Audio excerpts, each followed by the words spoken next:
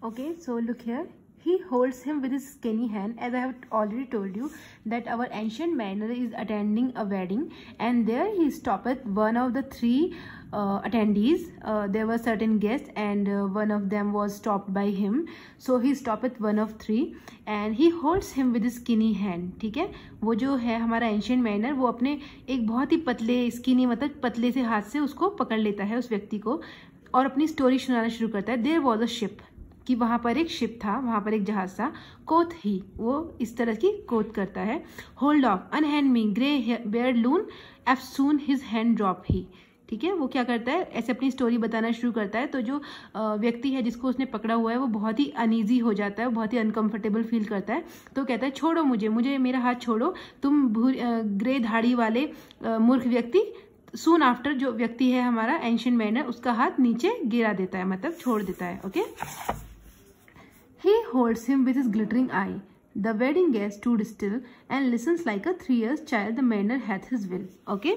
अब क्या करता है वो, उसने उसका हाथ तो छोड़ दिया है, मगर उसने अपनी चमकीली आंखों से उस व्यक्ति को, उस वेडिंग गेस्ट को एकदम सीधा खड़ा कर दिया. मतलब उसने एक तरह से उसको हिप्नोटाइज कर दिया. And lessons like a 3 year child. और वो जो वेडिंग गेस्ट है वो उसकी बातें कैसे सुन रहा है, 3 साल के छोटे बच्चे की तरह. Mariner hath his will. इस तरह से जो मैरिनर है, हमारा नाविक है, उसकी इच्छा पूरी हो गई. The wedding guest set on a stone. है ना, वेडिंग गेस्ट जो है हमारा वो किस पर बैठ गया, एक पत्थर पे वहीं बैठ गया. ही cannot choose but here. उसके पास कोई ऑप्शन नहीं रहा चूज करने के लिए, बट वो सुनता ही रहा उसकी बात. And thus spake on that ancient mariner the bright eyed mariner. Okay, और इस तरह से उस पुराने व्यक्ति ने, उस चमकीली आंखों वाले मैरिनर ने अपनी बात उसको सुनानी शुरू की. किसको, वेडिंग गेस्ट को. The ship was cheer, the harbour clear, merrily did we drop below the kirk, below the hill, below the lighthouse top. ठीक है, इस तरह से उसने अपनी कहानी उसको सुनानी शुरू की कि हमारा जो शिप था वो बहुत खुशहाल था, और जो बंदरगाह था वो भी पूरा तरह क्लियर था. मैरीली डिड वी ड्रॉप, और इस तरह से हमने, मैरीली मतलब खुशी खुशी हमने अपनी नाव जो है वो उतारी पानी में. बिलो द कर्क, कर्क मतलब एक बड़ा सा टीला जो होता है, उससे नीचे उतारी. हिल के नीचे जो पानी था उसमें उतारी, और लाइट हाउस टॉप से भी नीचे उतारी. मतलब हमने, जो वो बता रहा है कि जब हमने ये यात्रा शुरू की तो परिस्थितियां कितनी अच्छी थी, हम कितने खुश थे सब. The sun came up upon the left, out of the sea came he, and he shone bright, and on the right went down into the sea.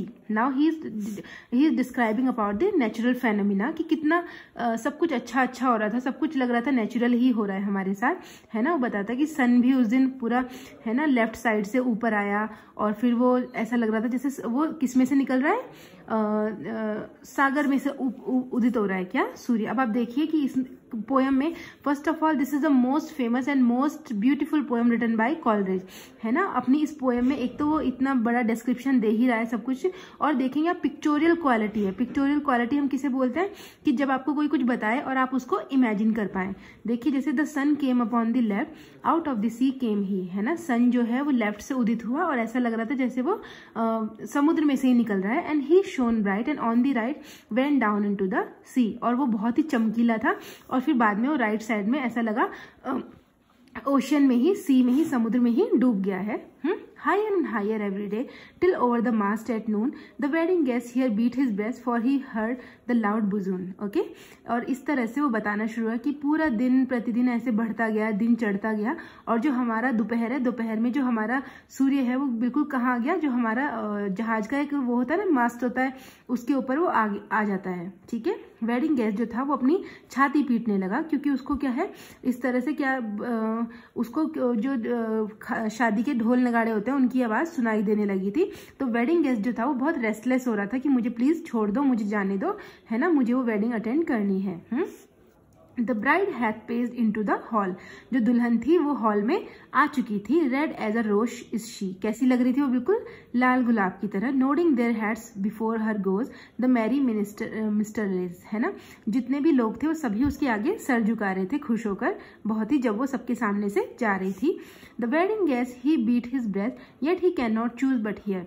जो वेडिंग गेस्ट था वो अपनी छाती पीटता रहा, लेकिन वो कुछ नहीं कर पाया सिवाय उसको सुनने के लिए. And thus spake on that ancient man the bright eyed mariner, ठीक है। और इस तरह से वो पुराना व्यक्ति जो वो चमकीली आंखों वाला नाविक था वो अपनी बात सुनाता रहा। And now the storm blast came, तभी क्या हुआ, एक तूफान आया बहुत बड़ा। ये देखिए टर्निंग पॉइंट है पूरी पोएम का, क्योंकि यहीं से उनको पता चलेगा कि क्या क्या आगे होगा। And the storm blast came and he was tyrannous and strong, जो तूफान था वो कैसा था, बहुत ही निर्दयी और बहुत ही मजबूत था। He struck with his overtaking wing and chase the south along, है ना। जो हमारा जहाज था उसके पंखों को उसने पूरी तरह से जकड़ लिया और हमें कहाँ तक फॉलो किया उसने, दक्षिण दिशा तक।